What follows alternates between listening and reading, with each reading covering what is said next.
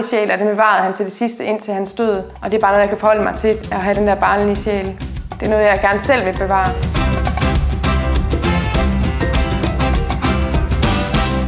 På Thereses hjemmeside www.kajbojesen.dk kan du se hele samlingen og læse mere om hendes fascination af Kaj Bojesen. Og du skal huske at stave Kaj med J, selvom det altså rigtig staves med Y. For 18-årige Andreas Nowicki, der er gesimser og rosetter en del af hverdagen. Han er nemlig i lære som stukkatør, og han er vild med det.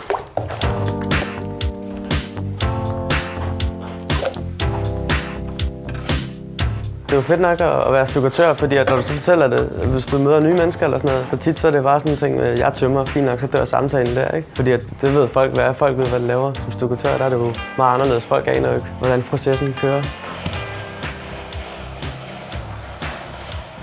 Vi har for eksempel her, som bare er en ganske almindelig stukkatørarbejde, hvor vi så trækker en gesims. Ellers så har vi jo så afstøbninger af skulpturer, og vi laver form til for eksempel, når skulpturen skal støbes i bronze. Andreas er i lære hos stukkatørfirmaet Brødrene Funder på Christianshavn. Så skal du nulstille profilkammen. Selvom faget er et af de mindste håndværk i Danmark og giver mange associationer til noget gammeldags, ja, så står de unge mennesker nærmest i kø for at komme i lære. Ja, sådan. Det er et lille fag, men vi har ikke nogen problemer med at skaffe lærlinge i de her år. De henvender sig faktisk selv.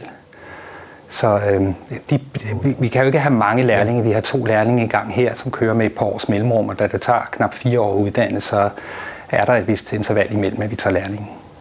Faktisk er der kun 9 lærlingepladser i Danmark, og dem er der rift om. Forklaringen på de unges store interesse for faget er, at stukkatørjobbet er håndværk fra ende til anden. Det er et rimelig kreativt fag. Det er håndværk i ordets egentlige forstand. Vi arbejder med processen helt fra start til slut. Der er ikke nogen præfabrikerede ting. Vi laver det hele selv, og det tror jeg kan virke tillokkende på unge. Man kan få lov at tænke kreativt, og man kan få lov at bruge sine hænder på en anderledes måde. Det skifter meget mellem store opgaver og små opgaver, og til kommer du bare nogle spændende steder. Andreas Nowicki har blandt andet været med til at lave stukkatørarbejde på Christiansborg Slot, Fransk Klædefabrik i Odense og i Den Gamle By.